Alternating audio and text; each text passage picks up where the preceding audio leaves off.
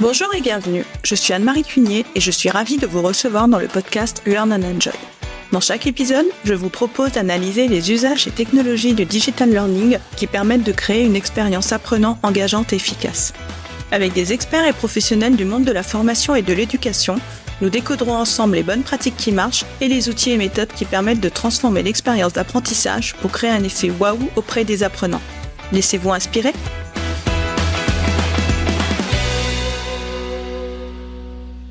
Bonjour à tous. Passionnée par l'univers de la formation professionnelle, Alexa Rousseau est la fondatrice de Veille Formation. Après avoir occupé durant 20 ans des postes de direction dans de multiples secteurs d'activité, dont celui de la formation pour adultes, elle a créé son cabinet de conseil et d'audit en 2020, afin notamment d'accompagner les acteurs de la formation dans leur appréhension du nouveau référentiel Calliope. Au cours de ses échanges avec ses clients, elle réalise à quel point il leur est difficile et chronophage de réaliser une veille efficace, variée et pertinente et d'en démontrer son exploitation concrète. Cette veille, rendue obligatoire par Calliope, est mal comprise, négligée ou redoutée par les organismes de formation. C'est pourtant un fabuleux outil de décision, de croissance et d'anticipation essentiel pour toute organisation. De ce constat, est née alors Veille Formation, une solution 100% adaptée à leurs besoins, leur permettant de répondre à leurs obligations réglementaires, mais surtout de donner à leur veille une véritable ajoutée pour leur organisme. Dans cet épisode, Alexa va donc nous expliquer comment organiser efficacement sa veille et partager avec nous ses bonnes pratiques. Bonne écoute à tous! Bonjour Alexa et bienvenue! Bonjour Anne-Marie, je suis ravie d'être là, merci de m'avoir invitée. Eh bien, moi aussi, je suis ravie de te recevoir pour ce nouvel épisode. Et donc, ensemble, on va voir les étapes indispensables pour une veille efficace, donc dans le secteur de la formation. Voilà. Avec plaisir. Et pour commencer, donc, est-ce que tu peux te présenter et nous dire quelques mots sur ton parcours ? Ok. Écoute, mon parcours a débuté de façon assez classique par des études supérieures en droit, puis en communication. Mais il s'avère que je suis quelqu'un d'assez curieux et que j'aime beaucoup découvrir des nouveaux univers. Alors, avec cette curiosité en poche, j'ai occupé durant 20 ans des postes de direction dans des entreprises, dans des domaines d'activité très variés, comme le e-commerce, l'immobilier, l'industrie et l'éducation. Et puis, à l'issue de ces 20 années qui ont été assez intenses et enrichissantes, mais aussi éprouvantes parfois, j'ai un peu dressé un bilan. J'ai eu envie de vivre mon travail différemment et de m'autoriser à créer de nouvelles choses, à aller vers des défis qui me permettraient de ne pas m'ennuyer, d'être dans une évolution un peu permanente. Alors, dans mon dernier poste de direction, j'étais dans un établissement d'enseignement supérieur, ce qui m'a permis de découvrir de l'intérieur le domaine de la formation. C'est un domaine qui d'ailleurs m'avait toujours passionnée. J'étais ravie de pouvoir l'approcher de très près. Et j'ai découvert à cette occasion les nombreux enjeux qui font le quotidien des organismes de formation, notamment la dimension réglementaire. Au sein de cet établissement, on a passé successivement, comme tout le monde, le Datadoc, on a passé une certification qualité ISO 9001, une certification de service, déposé un titre au RNCP, renouvelé un agrément auprès du ministère de la Santé. Bon, voilà, autant d'obligations qu'il fallait remplir. Et ce qui m'a interpellée dans ces expériences, c'est que nous avons vécu tout ça uniquement comme une contrainte. Bon, je crois que c'est le cas de beaucoup d'organismes de formation et dans ces cas-là, on se pose pas vraiment les bonnes questions sur l'utilité de ces contraintes-là réglementaires et sur la possibilité de les transformer en opportunités. Alors, fin 2019, quand j'ai décidé de quitter mes fonctions et de créer ma propre structure de conseil et d'audit, j'ai choisi de m'orienter vers l'accompagnement des organismes de formation et de leur proposer finalement d'opérer des changements, de prendre des décisions structurantes pour passer certains caps qui peuvent parfois s'avérer difficiles pour eux. En 2019 est sortie justement la certification Calliope. Et là, quand on parle d'étapes compliquées, voilà, on est en plein dedans. Donc, j'ai commencé par faire des accompagnements et des audits Calliope. Pour ceux qui ne sauraient pas ce que c'est donc une certification qualité qui est obligatoire pour tous les organismes de formation qui désirent faire financer leur formation via des fonds publics ou mutualisés. Ça signifie que tous les 12 à 18 mois environ, un auditeur vient vérifier au sein de votre structure le respect des exigences du référentiel Calliope, qui se découpe en 7 critères et 32 indicateurs. Et voilà, pour les organismes de formation, ça a été une grande étape. On est passé du Datadoc qui était purement déclaratif à une certification, sous vérification d'un auditeur. Donc, j'ai essayé dans mes accompagnements, dans les audits que j'ai pu conduire, de rester vraiment très positif vis-à-vis des clients et de leur faire comprendre que, au-delà de l'obligation réglementaire, c'était aussi une opportunité de repenser ces pratiques dans une idée d'amélioration continue, parce que c'est vraiment ça le sens de Calliope. Alors, ça peut paraître parfois un grand mot, cette idée d'amélioration continue, mais si on y réfléchit, une entreprise qui ne se remettrait pas en question régulièrement, elle va finir par décevoir ses clients ou par se faire distancer par ses concurrents. Voilà, donc en tant qu'organisme de formation, je ne crois pas qu'on échappe à ce principe. Et bon, pour revenir au sujet qui nous réunit aujourd'hui, je crois qu'il n'y a rien de mieux que la veille pour justement rester dans la course, dans cet environnement de la formation qui est sans cesse mouvant. On va en parler longuement, je pense, dans ce podcast. Et voilà, donc il faut être en veille constante. Et voilà, et donc dans Calliope, les rédacteurs de Calliope ont bien compris la nécessité de cette veille puisqu'ils ont introduit 3 indicateurs qui demandent de réaliser une veille et d'en démontrer l'exploitation. Alors autant dire que ça, c'était un grand chamboulement aussi pour les OF qui se sont trouvés assez démunis face à cette exigence. Et c'est ce qui m'a donné l'idée de créer ma structure Veille Formation, qui est donc une plateforme de veille dédiée aux acteurs de la formation, afin de les aider à être conformes à leurs obligations et à valoriser finalement les informations collectées au-delà de cette obligation, les transformer en nouvelles idées, en nouvelles opportunités pour leur organisme. Voilà. Très beau parcours, Alexa. Et puis en plus, nous avons un point commun qui est la curiosité.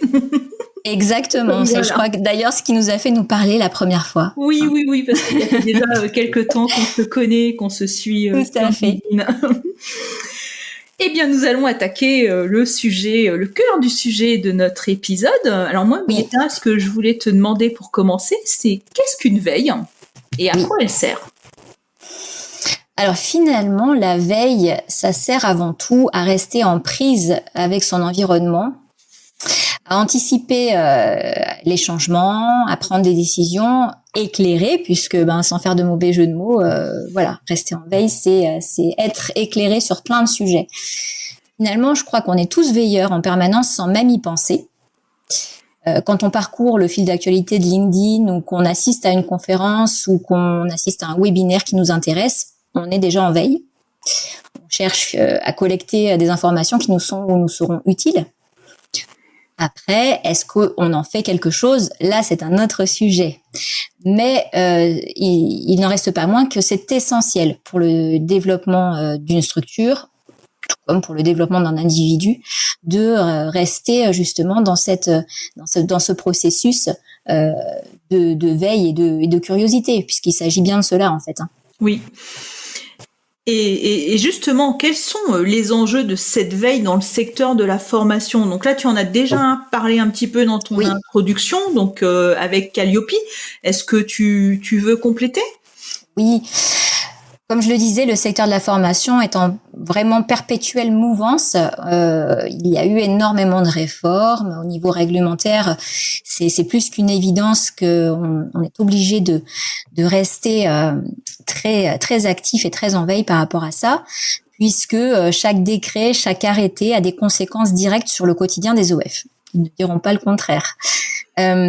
C'est encore plus vrai si son organisme de formation dispense des formations certifiantes et qu'on a un catalogue présent sur mon compte formation. On l'a vu là ces derniers temps. Pour éviter la fraude et aussi flécher de façon optimisée les fonds de formation, les pouvoirs publics n'hésitent pas à renforcer les règles. Elles bougent beaucoup. Donc, si vous n'êtes pas en veille, vous pouvez à tout moment ne plus être conforme et voir votre offre déréférencée. Au niveau des innovations pédagogiques et technologiques, qui est un sujet qui te tient particulièrement à cœur, il suffit de se rappeler de l'expérience douloureuse de la période Covid. Les organismes qui s'étaient déjà renseignés sur la formation à distance ont pu réagir finalement assez rapidement, là où d'autres se sont retrouvés complètement démunis face au confinement et aux obligations du tout distanciel. Donc, à l'heure où on parle de sujets comme la réalité virtuelle, l'intelligence artificielle, le mobile learning, l'adaptative learning, etc., mais comment faire pour ne pas au moins faire acte de recherche et de connaissance? Et d'ailleurs, je trouve que ton podcast aide beaucoup sur le sujet, puisque toi, tu rends ces thématiques et ces termes vraiment accessibles à la compréhension de tous. Ça permet de se projeter.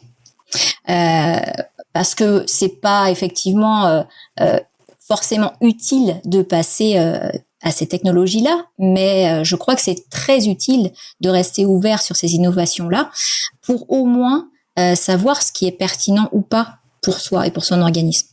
Au moins, on sait que ça existe et on sait si c'est accessible ou non en fonction de ses propres objectifs. D'accord. Et donc, comment tu t'y prends pour organiser ta veille? Est-ce que tu peux nous dire quelles sont tes différentes étapes? Parce que je pense qu'il faut commencer par une première étape, parce que c'est vraiment un très très vaste, toutes les informations qui circulent sur Internet ou ailleurs. Oui. Alors, je vais peut-être pas te dire comment nous on s'y prend parce que on fait ça au quotidien et c'est vraiment une passion et on va sur plus de 400 sources tous les jours. Donc c'est pas du tout ce que je préconiserais à quelqu'un qui veut commencer sa veille. En revanche, c'est important de bien calibrer ses objectifs de veille parce qu'on va forcément gagner un temps précieux en faisant ça. Donc, je pense que tout d'abord, la première chose à faire, c'est un point sur les ressources dont on dispose en interne. J'entends par là le temps qu'on a à y consacrer, la fréquence. Est-ce qu'on a ou pas une équipe pour nous accompagner là-dessus? Est-ce qu'on a des outils déjà en interne qui peuvent être facilitants?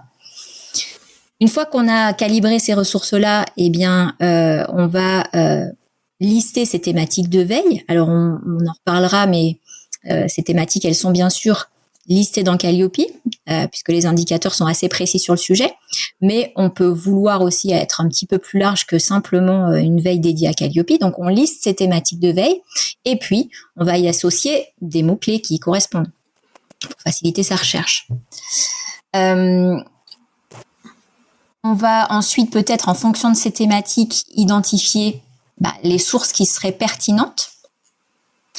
Et aussi aller voir sous quelle forme on peut récupérer ces sources, puisqu'aujourd'hui on a forcément des sites, des newsletters, on a des conférences aussi qui sont extrêmement importantes, des salons, des podcasts, des webinaires. Il y a tout un tas de possibilités pour aller sourcer les informations qui nous sont importantes.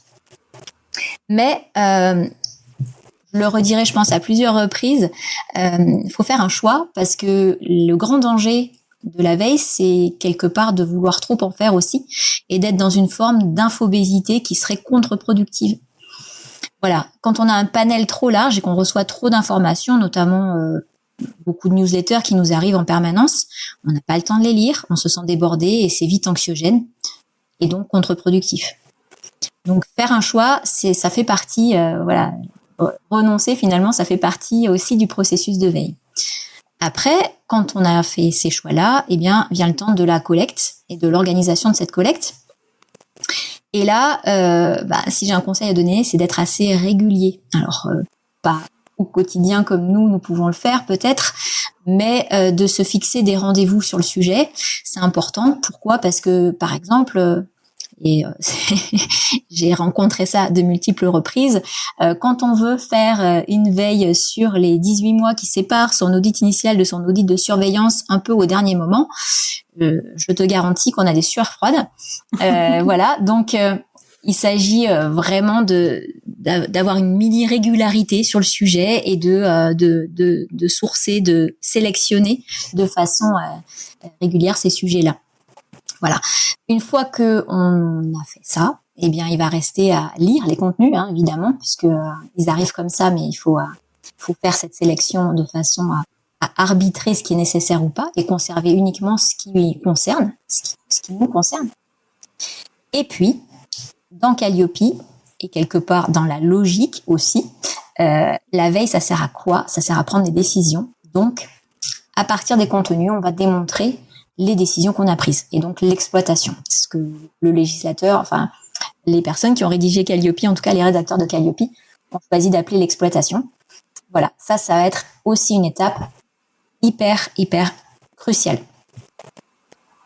Mais justement, tu parlais de mots-clés. Tu as parlé très rapidement de mots-clés. Oui. Comment on va s'y prendre pour bien identifier justement ces mots-clés lorsqu'on a choisi une thématique de veille? Parce qu'il y a plein de mots-clés aussi, donc qui vont ramener énormément de sources. Donc comment tu fais justement pour réduire l'entonnoir? Comme tu disais, il faut être efficace, il faut avoir le temps de lire ces sources, donc il faut que les mots-clés soient très bien ciblés. Donc comment tu vas faire cela? La première chose, c'est est-ce que ce mot-clé colle à la réalité de mon organisme? Donc, pour la partie légale, par exemple, on va forcément surveiller le mot-clé Calliope. Ça va être un incontournable. On va peut-être surveiller le mot-clé formation professionnelle qui est assez large. Et puis, en fonction de ces catégories d'action, si on est un OF ou si on est un centre de formation par apprentissage ou un centre de bilan de compétences ou un acteur de la VAE, là, forcément, les mots-clés vont différer. Ensuite, comme je le disais tout à l'heure, si on dispense des formations certifiantes, on va aller surveiller les mots-clés comme certification professionnelle, CPF, RNCP ou RS par exemple. Donc ça, c'est en fonction de ce qu'est la réalité de mon organisme. Pour la partie métier, c'est encore plus vrai, évidemment, on va cibler les mots-clés de nos secteurs de formation. Et donc, on va pas forcément se contenter de mots-clés qui sont trop spécifiques. Je vais prendre un exemple concret. Si je dispense des formations pour les peintres en bâtiment, si je mets dans mes mots-clés peintre en bâtiment, alors bien sûr, il faut le faire, mais ça va être un petit peu trop restrictif. Donc, on va être un peu plus large et peut-être mettre les mots-clés comme BTP, construction, travaux publics, des choses comme ça, qui vont nous permettre de récolter des données, notamment au niveau des branches professionnelles, et d'avoir une idée vraiment de ce qui est attendu par notre secteur d'activité, en fait, puisque on forme des gens pour qu'au final, ils soient recrutés, ils soient employables. Dans la formation professionnelle, c'est vraiment le but. Donc, voilà, pensez aussi à des mots-clés qui sont un petit peu plus chapeaux et qui vont vous permettre de récolter du contenu intéressant pour vous. La partie innovation pédagogique et technologique, si vous ne faites pas de formation à distance, c'est vrai que ça va être moins important pour vous d'aller mettre des mots-clés en rapport avec ça. Néanmoins, ne pas s'en couper, c'est important aussi. Avoir un minimum de vernis et de culture sur le sujet, ça vous permettra de continuer à évoluer. Mais bon, comme je le disais, l'important c'est de cibler.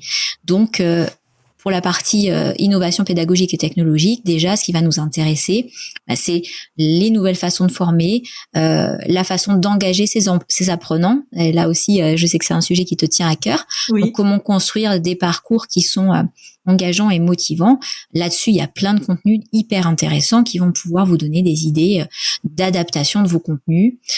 Sur la partie handicap, qui est aussi une thématique qui est demandée par Calliope, là on va aller chercher des mots-clés comme accessibilité, mais pas simplement, puisque par exemple la plupart des cas de handicap qu'on peut rencontrer dans les formations, ça va être les troubles 10. Donc ça peut faire partie des mots-clés importants à sourcer. L'accessibilité numérique est aussi un vrai sujet. Voilà. Donc on se pose des questions en fait, et ça peut être très sympa à faire en équipe si effectivement on est dans un centre de formation qui dispose d'une équipe, autant l'associer à ce sujet-là et à cette définition des mots-clés. Oui, donc tu peux faire un brainstorming autour des mots-clés, pourquoi pas à l'aide d'une mind map pour vraiment avoir un maximum de champs sur les mots-clés, quoi. Exactement. Et puis après, quand vous sourcez vos contenus et que vous lisez ces contenus, vous verrez qu'il y a toujours effectivement des mots-clés associés à ces contenus. C'est important de les relever. Oui. Ça fera évoluer votre base de données de mots-clés. De mots-clés, tout à fait. Et justement, donc tu parles de sourcer les contenus. Quelles sont les sources que tu nous conseilles dans le secteur de la formation? Parce que tu es vraiment au cœur de la veille avec ton site. Oui, j'ai forcément parmi les 400 sources que l'on regarde, puisque bon, nous on ne se contente pas de regarder les sources françaises, on va aussi en Belgique, en Suisse, au Canada. Il y a des incontournables, c'est sûr. Donc par exemple pour la veille légale et réglementaire, le ministère du Travail c'est un incontournable, c'est lui qui est en charge de la formation professionnelle. Donc forcément l'information la plus cruciale, elle vient de là. Il y a bien sûr les DREDS. Alors les DREDS, pour ceux qui ne savent pas, c'est le nouveau nom, enfin plus tellement nouveau maintenant, mais il y a encore des personnes qui l'ignorent, de la Direct. Donc DREDS ou DRIETS, selon où on se situe. Eux aussi sont des vecteurs importants d'information. Centre Info, il y a des contenus qui sont en accès libre, il ne faut pas s'en priver. Le réseau des CARIFOREF et notamment celui de votre région qui vous communiquera des informations utiles sur les dispositifs locaux de formation et les financements locaux de formation. Les OPCO. Les OPCO sont une excellente source, au moins pour connaître les dispositifs de financement utilisables par vos clients. Si vous êtes concerné par le CPF, on va sourcer France Compétences, la Caisse des dépôts. J'ai envie aussi de faire un petit clin d'œil à mon ami Michel Beaujard qui, sur sa chaîne CFS+, fait des webinaires très intéressants de décryptage de l'actualité de la formation. Donc, n'hésitez pas à vous abonner à sa chaîne YouTube ou à le suivre sur les réseaux. Pour surveiller l'évolution des métiers, des compétences et des emplois, bon, il y a Pôle emploi, évidemment. Les études aussi du CEREC ou de la DARES sont un petit peu moins connues, mais elles sont très très fouillées et très utiles. Il y a les observatoires des branches professionnelles. Donc dans votre secteur d'activité, il y a forcément une branche professionnelle. Alors après, certaines sont plus ou moins prolixes et actives, mais elles font des études vraiment très ciblées. Ça vous permet de savoir ce qui est attendu par votre secteur d'activité.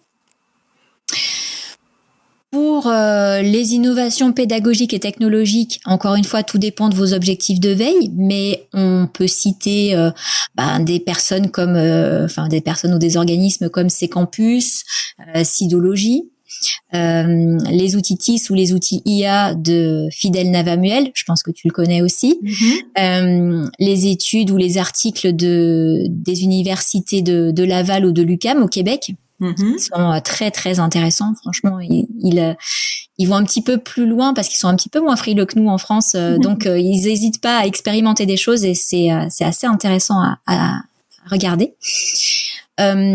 Si on fait de la formation à distance, bien sûr l'incontournable ça va être le FFFOD qui chaque année édite des guides très très très intéressants pour continuer à être le plus, en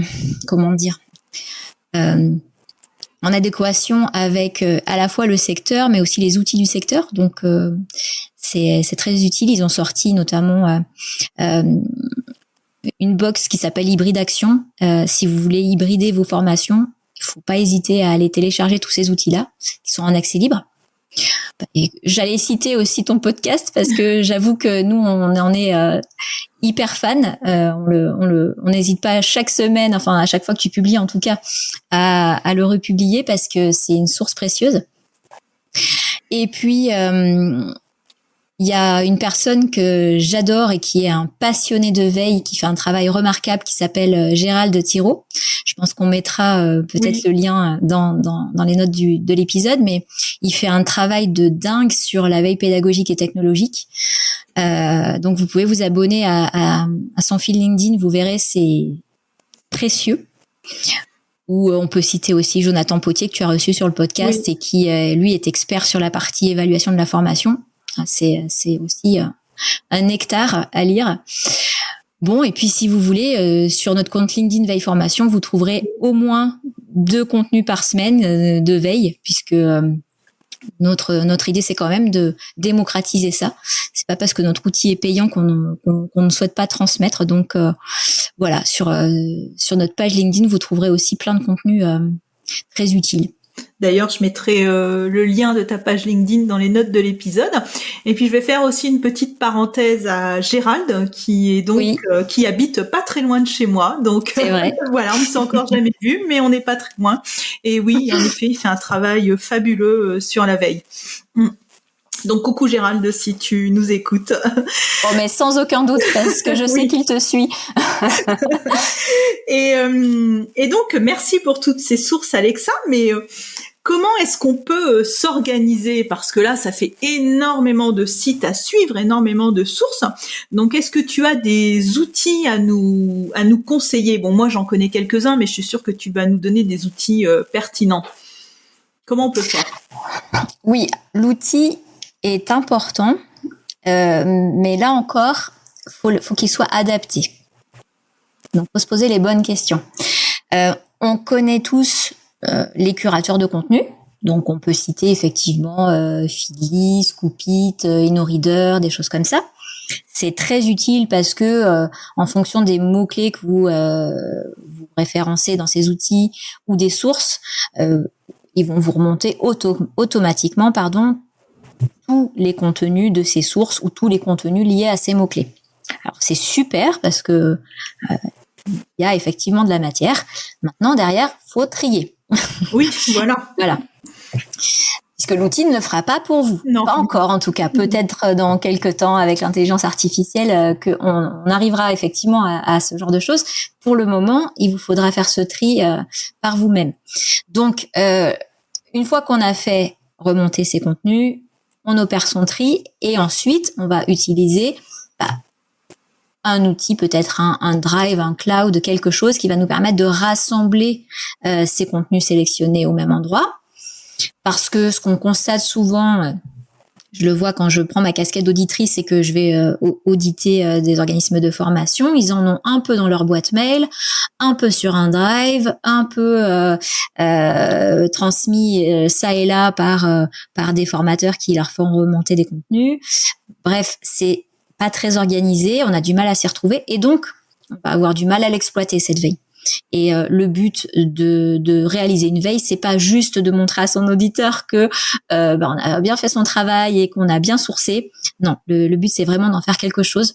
Donc l'organisation de la veille, ça va être crucial et il y a plein d'outils à disposition pour ça. Une fois qu'on a rassemblé les outils, les contenus, eh bien vient l'étape de l'exploitation. Et là, on va sans doute choisir d'utiliser soit un tableur, soit un outil de traitement de texte, mais il va être nécessaire de dire, et je pense que ça va être dans tes prochaines questions, c'est quoi l'exploitation? Oui. Oui, il va être nécessaire de dire ce qu'on fait de cette veille, puisque c'est pas juste pour faire une collecte, c'est vraiment être dans le pratico-pratique et mener des actions. Justement, je voudrais aussi peut-être proposer un outil. Je ne sais pas si tu le connais, Oui. Padlet. C'est pas mal aussi pour collecter les sources. Tu peux créer des colonnes par thème et ensuite tu vas y mettre tes sources. Moi, c'est ce que j'utilise, un Padlet. C'est hyper intéressant, Padlet, pour ça. Nous, on l'utilise très souvent pour faire des veilles thématiques. C'est-à-dire, par exemple, on a créé un Padlet sur l'orientation professionnelle. Ça nous permet en colonne de mettre en avant est-ce que ce sont des outils pour l'orientation, est-ce que ce sont des sources réglementaires, etc., etc. Et donc de faire un focus sur un sujet. Donc oui, c'est un outil gratuit qui est assez agréable d'utilisation. Tu as raison de le citer. Je pense que ça peut être bien plus sympa qu'un tableau Excel. Oui, voilà. Et donc justement la question que tu as anticipée, que je vais te poser, donc tu l'as dit tout à l'heure, le référentiel Calliope, donc il exige que le prestataire donc en exploite les enseignements. Mais comment tu fais justement pour exploiter les enseignements? Comment tu vas procéder? Parce que tu as un tableau Excel, tu as un fichier Word avec toute ta veille, tu as un Padlet. Donc, comment tu t'y prends concrètement?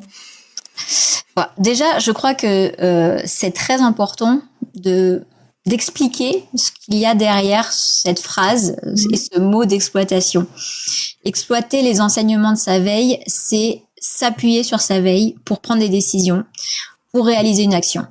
C'est effectivement pas une simple collecte de données et montrer ses sources et ses données à son auditeur. C'est qu'est-ce que je fais concrètement avec les données collectées. Donc, si je prends un exemple simple, pour réaliser ou mettre à jour ces supports ou ces contenus de formation, on a besoin d'informations actualisées. Ça va faire partie de la veille métier, donc de l'indicateur 24. On n'a pas à rappeler les indicateurs. Pour rappel, donc l'indicateur 23, c'est la veille sur le champ légal et réglementaire de la formation professionnelle. L'indicateur 24, c'est la veille sur les évolutions des métiers, compétences et emplois de vos secteurs de formation. Et l'indicateur 25, c'est la veille sur les innovations pédagogiques et technologiques. Il y a aussi une partie de l'indicateur 23 qu'on retrouvera dans l'indicateur 26 sur le handicap en formation et en tout cas la compensation du handicap en formation qu'il ne faut pas négliger. Donc voilà, si effectivement on prend l'exemple de la veille métier, pour actualiser ses supports et ses contenus de cours, on a besoin d'informations. Donc quand on collecte un article, un podcast, un webinaire susceptible de venir enrichir le contenu de sa formation, eh bien on va venir noter le titre, la source, la date de cette information, mais également comment on l'a exploité concrètement, c'est-à-dire quel contenu on est venu modifier grâce à elle. Et donc, le jour de l'audit, on va montrer dans un tableau ou autre, ça vous appartient, mais on va montrer ce cheminement-là. Et l'auditeur vous demandera d'ailleurs peut-être la preuve, c'est-à-dire montrez-moi votre contenu modifié. Où est-ce que vous l'avez modifié par rapport à cet article que vous me présentez. Voilà. Donc ça va jusque-là. Il faut rester dans le concret. Malheureusement, dans les audits, ce qu'on voit souvent, c'est j'ai ces sources en magasin, j'ai ces contenus-là. Oui, mais vous en avez fait quoi concrètement? D'accord. Et là, il y a un blanc. Alors, on finit toujours... non, pas toujours, j'exagère, je suis trop positive. On finit souvent en tirant le fil par trouver des réponses à cette question. La personne, elle est un petit peu en panique, mais elle finit toujours par nous apporter quelques réponses. Du moins en initial. Dès qu'on passe sur un audit de surveillance, et ce sera encore plus vrai sur un audit de renouvellement, ça va être très compliqué, puisque là, on est sur des périodes longues de 18 mois entre des audits. Donc, on attend que la personne puisse nous présenter plusieurs actions d'exploitation par thématique de veille. Donc, plusieurs pour le légal et réglementaire, plusieurs pour le métier, plusieurs pour les innovations pédagogiques et technologiques, etc. Voilà. Donc, cette exploitation, j'insisterai jamais assez sur le fait que c'est central. Je collecte des données, c'est très bien et ça va peut-être me servir maintenant ou plus tard. En revanche, dès que ça peut me servir maintenant, je vais tout de suite aller noter à quoi ça me sert concrètement, quelle action je mène ou quelles actions on mène avec mes équipes sur ce sujet-là. Si grâce à un article, j'ai choisi d'utiliser un nouvel outil pour mon e-learning, pour je sais pas, justement Padlet pour faire ma veille, mais je vais tout de suite aller le noter parce que c'est exactement ça une exploitation. D'accord, oui, donc d'après ce que je comprends là, ce que tu dis, c'est que on va faire des choses sans doute de façon instinctive quand on lit un article, quand on regarde un webinaire, quand on écoute un podcast. Mais là, ce que tu dis, c'est qu'il faut absolument tracer ses actions quelque part. Exactement. Il faut forcer à le faire. Comme toute certification qualité, Calliope, ça demande des preuves. Oui. Donc des preuves écrites. On ne peut pas se contenter, et quand bien même les auditeurs sont plutôt bienveillants, ils ne peuvent pas se contenter de ce que vous leur dites. Il leur faut des preuves. Donc, peut-être au moins une fois par mois ou tous les 2 mois, s'interroger. Ok, j'ai tout ça, j'en ai fait quoi? Et si je dois le démontrer à mon auditeur, si je dois lui montrer une preuve, quelle sera cette preuve? D'accord. Donc ça peut être effectivement un support de cours modifié, Ça peut être comme là, on nous l'a demandé depuis le 1er septembre, afficher mon certificat Calliope dans les locaux de mon organisme et sur mon site internet. Voilà, l'information, c'était l'arrêté du 31 mai. Depuis cet arrêté, on me demande au 1er septembre d'afficher mon certificat. Très bien, preuve est faite, je l'ai affiché et j'ai noté à quelle date je l'avais fait dans mon tableau. Voilà, donc c'est vraiment aller jusqu'au bout du concret. Oui, et par exemple, lorsque l'on modifie un support de formation, donc de garder les versions précédentes. Exactement. De ne pas les écraser. Exactement. Au moins juste la version d'avant et pouvoir montrer qu'effectivement il y a un avant, un après. De toute façon, dans la version que tu vas montrer à ton auditeur, il y aura forcément la référence au contenu ou l'inspiration du contenu. Donc, il va pouvoir faire le lien. Et en principe, en qualité, on te demande toujours d'avoir des dates de version, et ce qui est plutôt sain comme démarche. Donc oui, c'est bien d'avoir juste la version précédente. Mais même si vous ne l'avez pas, vous pourrez expliquer. Voilà, là, c'est dans ce paragraphe-là. Vous voyez, je fais référence à ce contenu-là où ça m'a permis de travailler là-dessus. Voilà. D'accord. Et ça va jusque-là. Oui, en effet, il faut être vraiment rigoureux, organisé et rigoureux. Exactement. Très bien, Alexa. Écoute, nous allons arriver à la fin de cet épisode. Donc, merci déjà pour toutes ces bonnes pratiques que tu nous as partagées. Donc, pour conclure, je vais avoir une dernière question. Donc, si tu devais synthétiser notre échange, quels sont tes conseils ou par exemple tes 3 conseils pour effectuer une veille qui est vraiment efficace à retenir? Premier conseil, donc on l'a dit tout au long de cet épisode, ni trop, ni trop peu. Donc demandez-vous toujours ce qui vous est utile pour ne pas tomber dans cette infobésité qui forcément est un écueil par rapport à la veille. En revanche, si on a une organisation qui doit faire face à des enjeux complexes, alors il faut pas hésiter à mener une veille assez large et surtout, je pense que ça c'est très important, à engager ses équipes à faire cette veille de façon un petit peu communautaire. Déjà parce que ce sera plus agréable pour tout le monde, ça ne sera pas subi comme une contrainte.